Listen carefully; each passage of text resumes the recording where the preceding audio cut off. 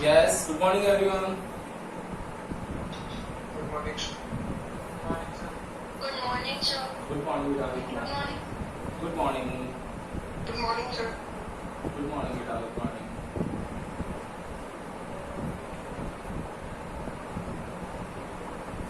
हम लोगों ने लास्ट क्लास में चैप्टर 3 करंट इलेक्ट्रिसिटी को स्टार्ट किया था. करंट इलेक्ट्रिसिटी में आप लोगों को सबसे पहले ओम्स लॉ पढ़ा गया था. ये मैंने आप लोगों को बताया था कि Ohm's law I proportional to V था और इसका मैथमेटिकल और फिजिकल एविडेंस दिया था मैंने आप लोगों को कि I प्रोपोर्शनल V को हम लोग कैसे ठीक सही बोलते हैं और V प्रोपोर्शनल I की तरफ हम लोग नहीं जाते हैं. ठीक है. उसके बाद मैंने आप लोगों को एक ग्राफिकल मेथड बताया था कि ग्राफिकल मेथड के अंदर हम लोग कैसे स्लोप निकाल सकते हैं और कैसे एरिया होता है उसका. तो स्लोप जो निकालते हैं वो हमेशा tan थीटा से निकालते हैं. रीजन बताया था tan थीटा क्यों लेते हैं. देन उसके बाद y बाई एक्स से हम लोगों ने वैल्यू निकालना स्टार्ट किया था. तो मैंने एक तरफ y एक्सिस पर एक बार i ले लिया था, एक बार सेकंड क्वेश्चन में y एक्सिस पे मैंने v ले लिया था. तो हम लोगों ने देखा था tan थीटा इक्वल्स टू एक बार r आया था, एक बार tan theta equals to 1 by r आया था. उस वहां से हम लोगों ने क्वेश्चन करना स्टार्ट किया था. कोई दिक्कत थी नहीं आप लोगों को वहां तक. तो देन उसके बाद मैंने आप लोगों को कलर कोडिंग सिखाई थी और कलर कोडिंग के अंदर मैंने आप लोगों को स्लोगन लिखवाया था एक. वहीं से आज की क्लास वापस स्टार्ट करते हैं हम लोग कि अगर आप लोगों के पास में रेजिस्टेंस फाइंड करने का एक मेथड था, उस रेजिस्टेंस फाइंड करने के मेथड में एक सेकंड मेथड था आप लोगों का colour coding of carbon resistance. Colour coding of carbon resistance. मैंने आप लोगों को इसमें से एक स्लोगन बताया था. वो स्लोगन था कलर कॉम्बिनेशन के लिए बीबी रॉय. बीबी रॉय बंगाली है. कहां चला गया पढ़ लिख करके? Great Britain. वहां से शादी करके लेके आ गया वेरी गुड वाइफ. तो ये स्लोगन मैंने आप लोगों को समझाया था कि बीबी रॉय कहा गया ग्रेट ब्रिटेन, क्या लेके आ गया वेरी गुड वाइफ. ओके. इसमें मैंने आप लोगों को कलर कॉम्बिनेशन बताया था. फिर उसके बाद में कि B stands for black, brown, red, orange, yellow, green, blue, violet, grey, white. ये मैंने आप लोगों को समझा दिया था. मैंने आप लोगों को बोला था कि इसमें फर्स्ट बी जो है वो ब्लैक कलर के लिए है, सेकंड बी जो है वो ब्राउन कलर के लिए है और थर्ड बी जो है वो ब्लू कलर के लिए है. फिर सेम दो जी भी होते हैं. तो एक जी जो आएगा वो आएगा फर्स्ट वाला ग्रीन के लिए और सेकंड वाला आएगा ग्रे के लिए. देन इसके लिए हम लोगों ने वैल्यूज लिखी थी, इसको नंबरिंग किया था.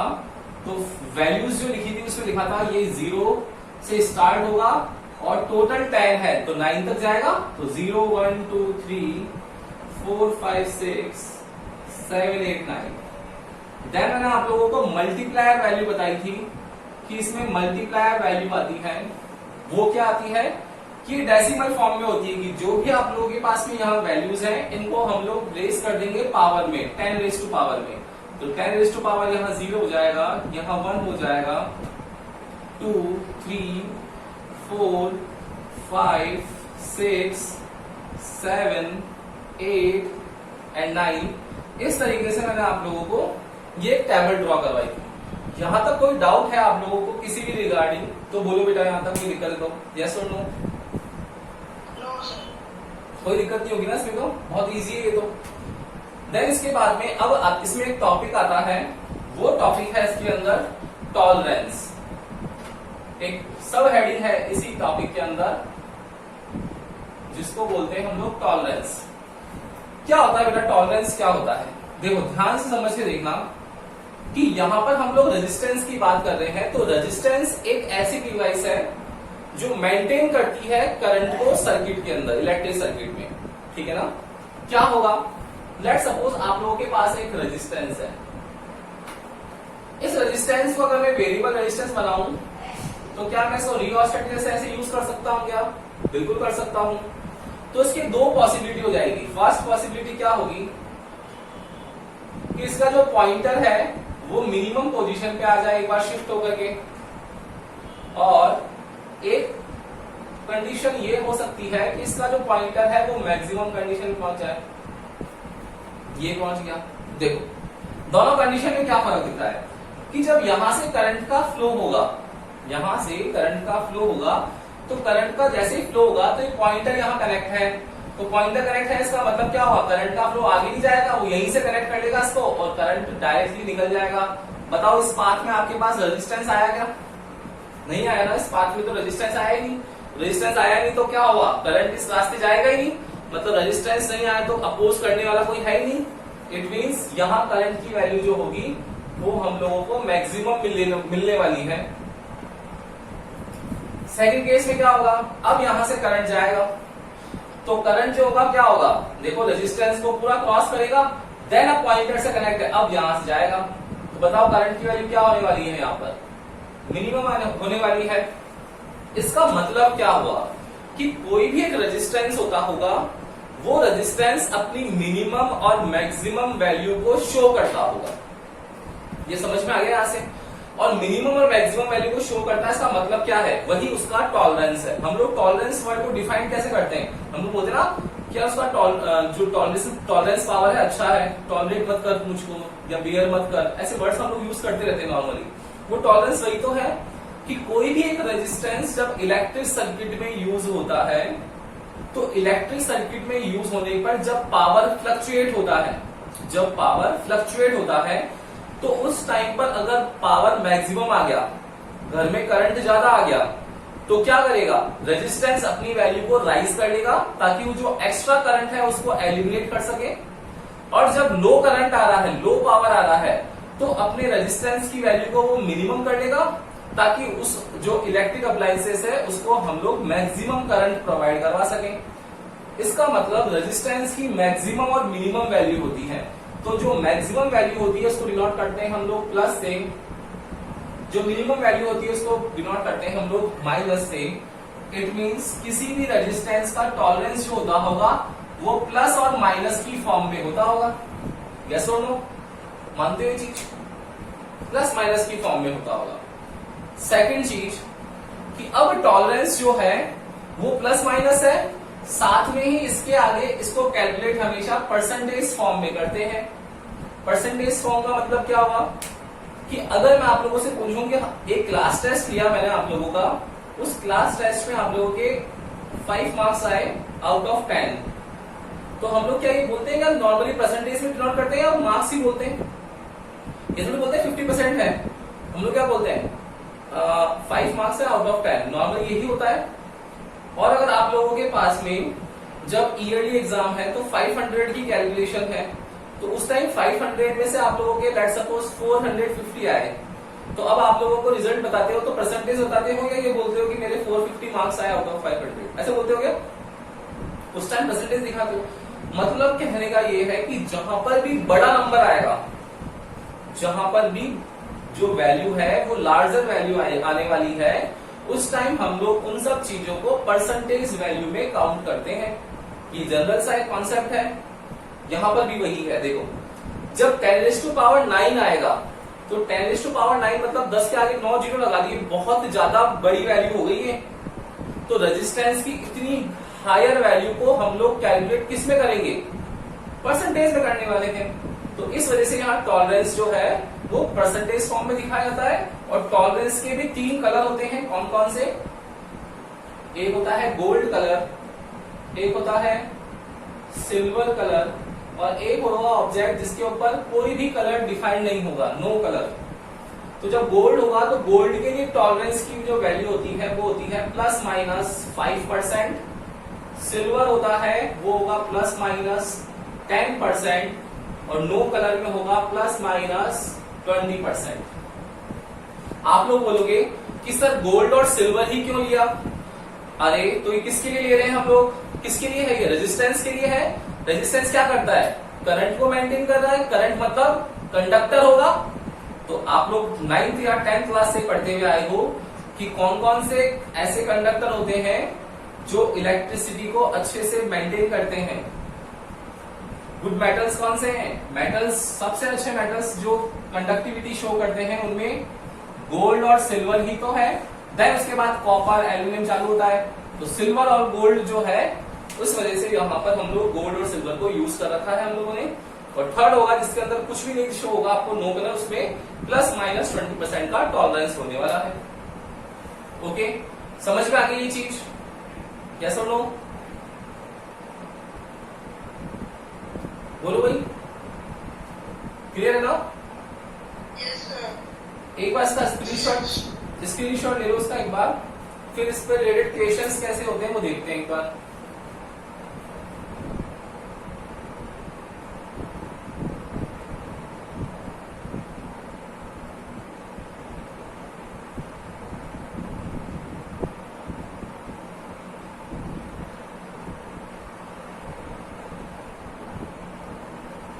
दे लिया स्क्रीनशॉट?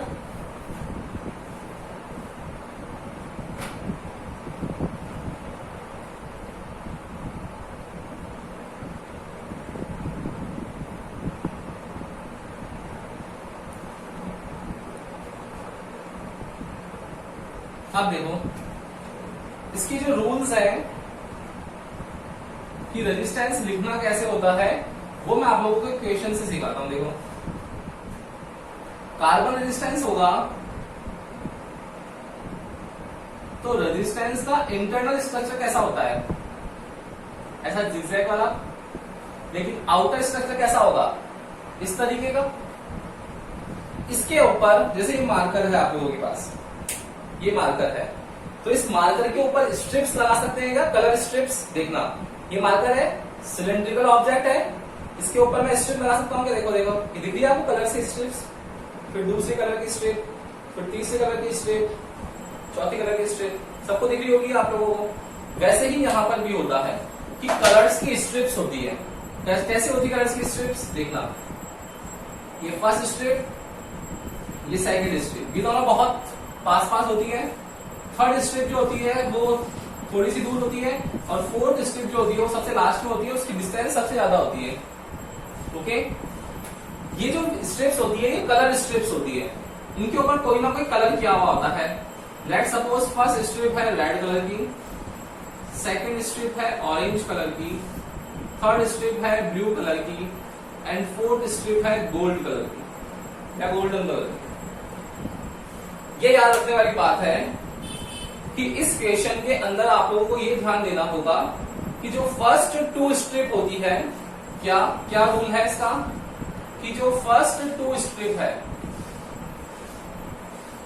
फर्स्ट टू स्ट्रिप्स है, वो क्या रिप्रेजेंट करती है?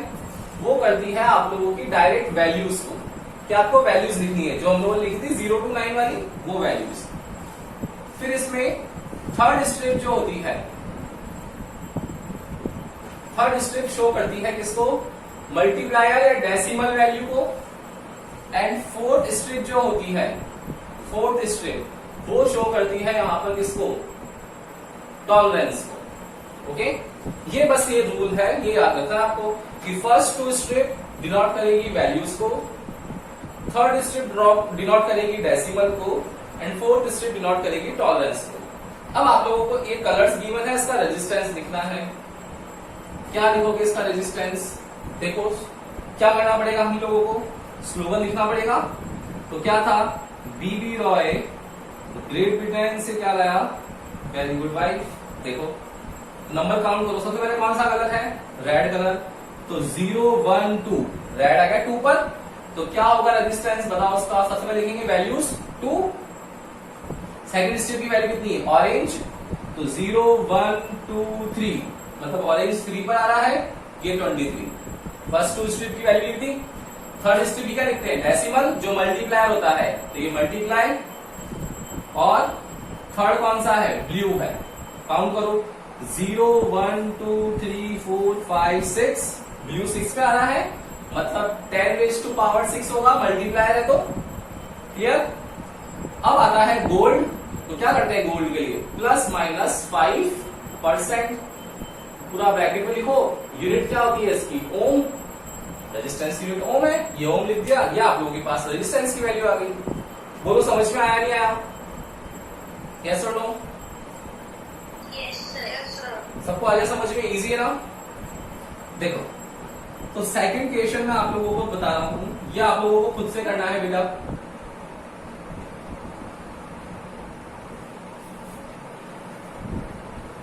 वही फर्स्ट टू स्ट्रिप बहुत क्लोज होगी, थर्ड स्ट्रिप थोड़ी सी डिस्टेंस पर है, फोर्थ स्ट्रिप डिस्टेंस जो होगी वो सबसे ज्यादा होने वाली है। ये मैंने कलर बोल दिया है आप लोगों का कि ब्राउन कलर है, ये कलर ग्रीन कलर है, ये कलर ग्रे कलर है, और यहां पर आप लोगों के पास भी ये सिल्वर है। यस, तो what will be the resistance of this combination या this element?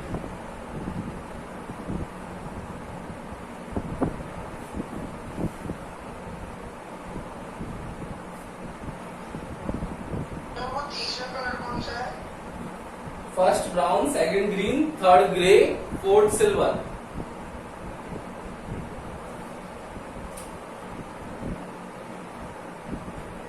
Sir, 15 into 10 is to power 8. Ohm plus minus 10%. सही है, बिल्कुल सही है। सबके ये आ रहा है क्या?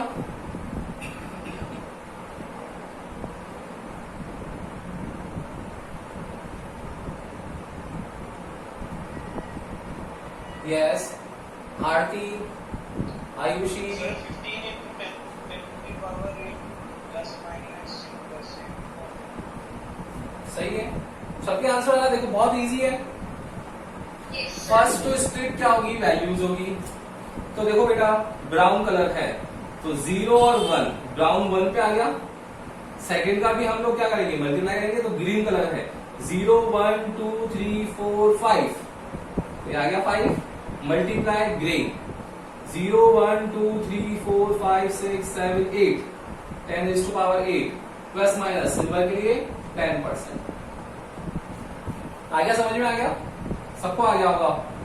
कर लोगे ना? कोई भी दिक्कत नहीं आएगी बेटा आपको, बहुत इजी है और हम लोग जल्दी से इसका आंसर निकाल सकते हैं। ये क्वेश्चन आप लोगों के Yes, sir. पहले 2015 में आया था सीबीएसई में, 2015 के बाद से ये क्वेश्चन नहीं पूछा हुआ है और फ्रिक्वेंटली ये क्वेश्चन अब आरबीएससी में आने लग गया, सीबीएसई से बंद हो गया और आरबीएससी में आने लग गया। तो ये चांस, ये याद रखना कि टॉपिक इंपॉर्टेंट है, हो सकता है इस बार आपके 70% कर दिया। तो ये जो चैप्टर था इसमें इंपॉर्टेंट टॉपिक्स जो थे आप लोगों के प्रैक्टिकल के topics, potentiometer, metre range, Wheatstone range, Kirchhoff law, वो सब हटा दिए हैं। तो इस बार मैक्सिमम चांसेस हैं कि यहां से फिर क्वेश्चन आएगा। तो इस टॉपिक को 7 स्टार बनाना बेटा, मान के चलना। ये टॉपिक जो था फेवरेट टॉपिक्स में था सीबीएसई के, लेकिन एक्स्ट्रा टॉपिक्स ऐड हो गए थे प्रैक्टिकल की वजह से, तो वो टॉपिक्स आने लग गए। लेकिन इस बार फिर सिनेरियो चेंज हो गया कोरोना की वजह से, तो 70% हो गया आप लोगों का। तो 70% होते ही इसका मतलब क्या हुआ कि ये फिर इंपॉर्टेंट बन जाएगा इस बार, क्योंकि टॉपिक रखा है उन्होंने, समझ रहे हो? तो यहां से क्वेश्चन आने के चांसेस हैं, मान के चलना, इसलिए 7 स्टार बता रहा हूं आपको। ओके, करें नेक्स्ट। ले लिया स्क्रीनशॉट, ले लिया इसका?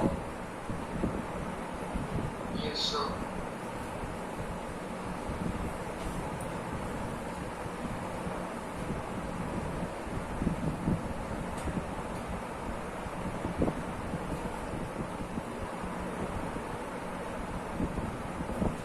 नेक्स्ट जो है यहाँ पर थर्ड मेथड जो था हमारा, मेथड्स हम लोग कर रहे थे, आप लोगों को याद हो तो मैंने आप लोगों को मेथड्स की लिस्ट लिखवाई थी, उसमें लिखवाया था आप लोगों को, एक तो V = IR से हम लोग R की वैल्यू निकाल सकते हैं, V/I फर्स्ट मेथड बताया था।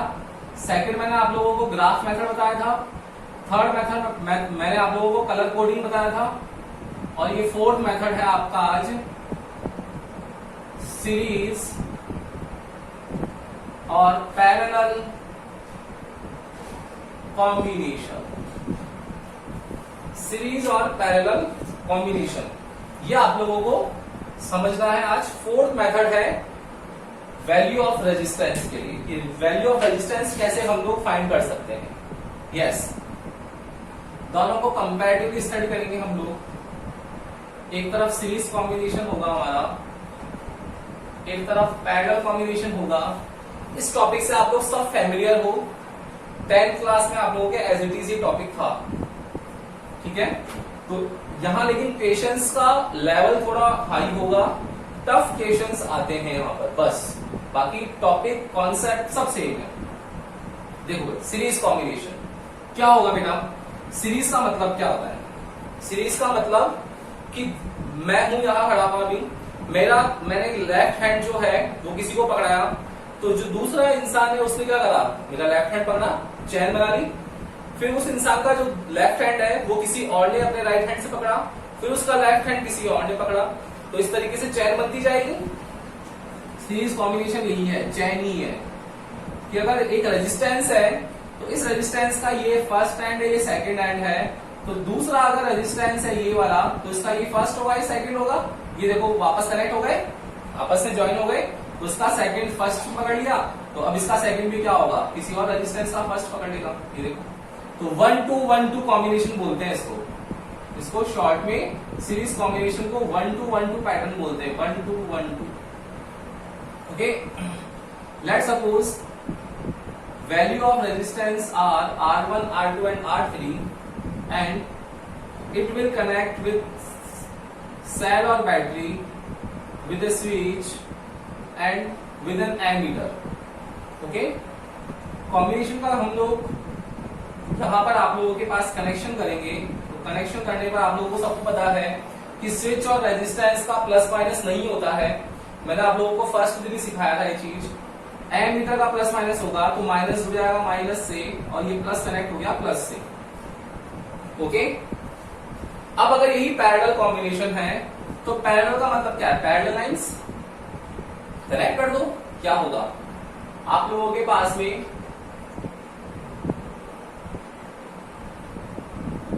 थ्री रेजिस्टेंस है, अगर इन तीनों रेजिस्टेंस के अगर हम लोग सब जने खड़े हैं एक साथ, आप लोग सोचो असेंबली की लाइन में खड़े हो, आप लोग असेंबली में जब खड़े हो आप लोग, तो सब जनों के लेफ्ट हैंड एक तरफ रहेंगे और सबके राइट हैंड एक तरफ रहेंगे, तो जो लेफ्ट हैंड है उन सबको एक साथ एक जने पकड़ लो, और राइट हैंड को सबने एक साथ पकड़ लिया, यही तो होने वाला है यहाँ पर, सबका कॉम्बिनेशन एक तरफ एक साथ हो गया, ये देखो इन सबका कॉम्बिनेशन एक साथ एक तरफ हो गया, और इसको क्या कर लिया हम लोगों ने, ज्वाइन कर लिया।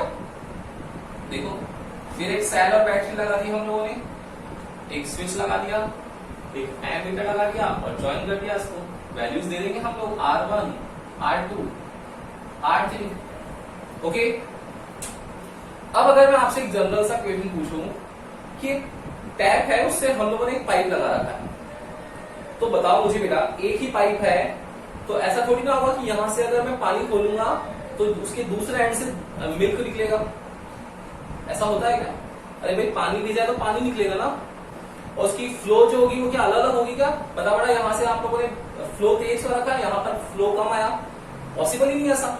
क्या होने वाला है, सेम कॉन्सेप्ट है कि यहाँ पर आप लोगों के पास बैटरी है, बैटरी है मतलब क्या है, नंबर ऑफ इलेक्ट्रॉन्स है, मैंने आपको समझाया था स्टार्टिंग में डिटेल में, याद है कैथोड और एनोड कैसे फ्लो होता है, कैसे करंट का फ्लो होने वाला है, वही कॉन्सेप्ट है कि यहाँ से इलेक्ट्रॉन्स का फ्लो होगा, उसकी वजह से करंट होगा, तो इलेक्ट्रॉन्स जो है वाइब्रेट कर रहे हैं तो एनर्जी का ट्रांसफॉर्मेशन कर रहे हैं, तो देखो एनर्जी कहां से जाएगी, तो बताओ एक ही तो कॉम्बिनेशन है, एक ही तो सीरीज में कनेक्ट है सबके सब एक ही पाइप से, तो सबके लिए करंट की वैल्यू क्या होने वाली है, सेम होने वाली है।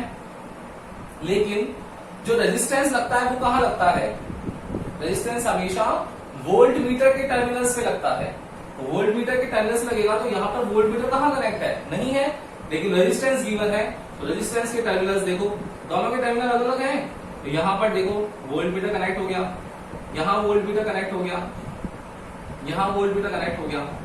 क्या बताओ आप लोगों के मन में आ रहा है कि सर तीनों के लिए वोल्ट मीटर एक ही कनेक्ट कर दो, ऐसा क्या कर सकते हैं क्या हम लोग, बताओ ऐसा कर देंगे तो रेजिस्टेंस का ये वाला टर्मिनल छूट जाएगा ना, R1 का ये छूट जाएगा, R2 का ये वाला छूट जाएगा और R3 का ये वाला छूट जाएगा, होगा ना, तो टर्मिनल छूट गए, लेकिन टर्मिनल छूटने नहीं चाहिए, रेजिस्टेंस के दोनों टर्मिनल्स पे वोल्ट मीटर कनेक्ट करना होता है, मतलब क्या होगा, यहाँ वोल्ट मीटर आएगा V1, यहाँ आएगा V2, यहाँ आएगा V3, ये प्रैक्टिकल से बहुत काम आएगा जो मैं आप लोगों को सिखा रहा हूँ चीजें। लेकिन यहाँ देखो यहाँ क्या होगा बेटा, कि यहाँ तीनों के एंड्स लेफ्ट हैंड और तीनों के राइट हैंड साथ कनेक्ट है, मतलब मेरा यहाँ पर काम जो होगा वो एक ही वोल्ट मीटर से चल जाएगा। देखो तीनों के लिए इसके दोनों एंड पर कनेक्ट है वोल्ट मीटर, इसके भी दोनों एंड पर कनेक्ट है, इसके भी दोनों एंड पर कनेक्ट है ना। तो यहां पर मेरा आपको ये समझ में आ रहा होगा कि भाई जब पैरेलल कॉम्बिनेशन है तो उसके लिए एक ही वोल्ट मीटर रिक्वायर्ड होगा, सीरीज के लिए वोल्ट मीटर 3 रिक्वायर्ड है। सेम सीरीज में करंट जो है एक ही पाइप में से है, लेकिन यहां पर आप लोगों के पास में पाइप डिवाइड हो गए फर्स्ट, सेकंड और थर्ड, I1, I2, I3। तो आपको इजीली समझ में आ गया होगा कि यहां पर जो V की वैल्यू है पोटेंशियल डिफरेंस की, वो वैल्यू डिफरेंट होगी एंड I की जो वैल्यू है वो सेम होगी। ये आप लोगों को समझ में आ गया होगा इस जगह से। सेम यहां पर भी आप लोगों को ये चीज समझ में आ गई होगी कि यहां पर करंट की वैल्यू डिफरेंट होगी, लेकिन वोल्टेज की वैल्यू जो होगी वो सेम होगी। ओके, अब देखना वही फिर जनरल चीज में चलते हैं। अगर मैं आप लोगों को बोलूं कि एक चॉकलेट का प्राइस 5 रुपीज है, तो 10 चॉकलेट का क्या होगा? तो क्या आप लोग 5 5 5 5 10 टाइम्स ऐड करोगे क्या, या 10 को मल्टीप्लाई करोगे? मल्टीप्लाई करेंगे ना हम लोग तो। लेकिन अगर मैं बोलता हूं आप लोगों को कि एक चॉकलेट इसका 5 रुपीज है, दूसरी चॉकलेट है उसका 10 रुपीज है, तीसरी चॉकलेट का 20 रुपीज है, चौथी चॉकलेट का 50 है, पांचवी का 100 है, सबके डिफरेंट डिफरेंट हो गए। तो डिफरेंट डिफरेंट हो गए तो अब बताओ, तो अब क्या मल्टीप्लाई कर सकते हो क्या आप लोग? नहीं कर सकते ना, अब तो आपको ऐड ही करना पड़ेगा सबको। वही तो जनरल अपना कॉन्सेप्ट है यहाँ पर। क्या कि अगर मैं आप लोगों को बोलूं ये चीज कि भाई अगर मेरे पास में यहाँ वोल्टेज डिफरेंट है तो सेम चीज तो क्या होती है? मल्टीप्लाई। जैसे चॉकलेट की प्राइस थी और डिफरेंट चीज जो थी वो क्या थी? ऐड। यहां पर भी क्या होगा? डिफरेंट जो चीज होगी वो ऐड हो जाएगी। इजी है बहुत। तो मुझे ये चीज समझाओ यहाँ पर कि यहाँ क्या ऐड होने वाला है? वोल्टेज। एंड यहाँ क्या ऐड होने वाला है? करंट। देखो भाई क्या ऐड होगा, तो टोटल वोल्टेज कितना हो जाएगा बेटा? V1 plus V2 plus V3। जो डिफरेंट होगा उसको ऐड करेंगे। यहाँ डिफरेंट कौन है? करंट। तो I1 plus I2 plus I3। Okay, now Ohm's law क्या होता है भाई? Ohm's law V equals to IR होता है। तो फर्स्ट रेजिस्टेंस होगा, तो बताओ फर्स्ट के लिए कितना होगा? फर्स्ट के लिए वोल्टेज कितना है? V1 है। करंट की वैल्यू क्या है? सबकी सेम है I, और रेजिस्टेंस कितना है? R1। सेकंड के लिए क्या होगा बेटा? V2 equals to I R2। V3 के लिए कितना होगा? I R3। सारी वैल्यूज यहां पुट कर दो, तो V कितना हो गया? IR। V1 के लिए कितना होगा? Current I same R1, current I same R2, current I same R3। मैं I को कॉमन लेके काट दूंगा तो R की वैल्यू आ जाएगी R1 plus R2 plus R3। ये सीरीज कॉम्बिनेशन में फाइनल आंसर आ जाएगा। अब अगर मैं पैरेलल कॉम्बिनेशन करूंगा तो यहाँ पर I equals to I1 plus I2 plus I3 है, तो V इक्वल्स टू क्या होता है? IR। तो मुझे अगर I की वैल्यू निकालनी है तो क्या आएगा? V by R। अगर मुझे फर्स्ट रेजिस्टेंस की वैल्यू लिखनी है तो बताओ फर्स्ट के लिए क्या होगा? करंट की वैल्यू कितनी है? I1 है। पोटेंशियल डिफरेंस V सेम है। रेजिस्टेंस कितना है? R1 है।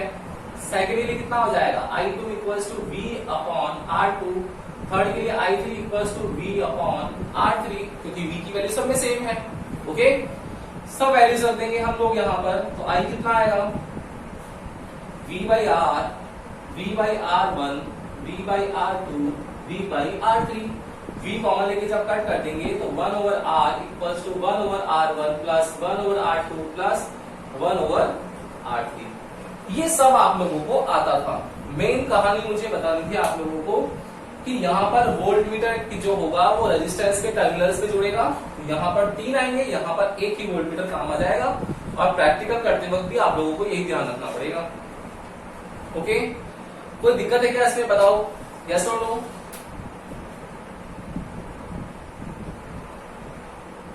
यस, कोई दिक्कत नहीं है? ओके, तो एक बार इसका स्क्रीनशॉट ले लो आप लोग।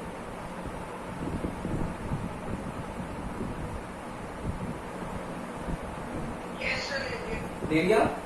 अब देखना, इसके हम लोग टाइम हो चुका है क्वेश्चंस हम लोग करेंगे। मैं आप लोगों को इससे रिगार्डिंग, क्योंकि ये 10th में भी पढ़ रखा है, तो एक होमवर्क दे देता हूं आप लोगों को, उससे आप लोगों को आइडिया लग जाएगा कि भाई कैसे क्वेश्चंस करने हैं और आप लोगों को कितना आ रहा है और कैसे सॉल्व करना है।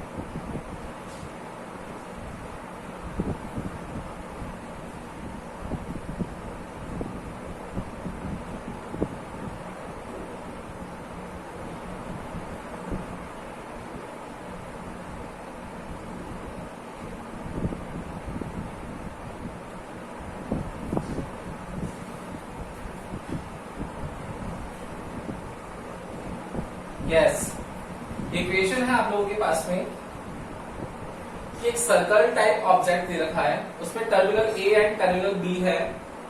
टर्मिनल ए से एक रेजिस्टेंस कनेक्ट है R1 1 ओम का, यहां से 2 ओम, यहां से 3 ओम, फिर एक बाहर सर्कल में भी है 2 ओम का रेजिस्टेंस। आप लोगों को R इक्विवेलेंट फाइंड करना है in between A and B terminal. Okay, कर लोगे क्वेश्चन? कोशिश करना सब जने आंसर बताने की। कल की नेक्स्ट क्लास में मैं आपको सबसे पहले यही क्वेश्चन पूछूंगा, देन इसके बाद हम लोग उसकी क्वेश्चंस करेंगे और फिर आगे के वाले टॉपिक पे मूव करेंगे। ओके, तो पढ़ना बेटा, जो भी प्रॉब्लम आए एक बार वापस वीडियो देखना, फिर भी प्रॉब्लम आती है तो आप लोग कल की क्लास में आगे पूछना। Okay, good day. Good day, sir. Good day बेटा, गुड डे।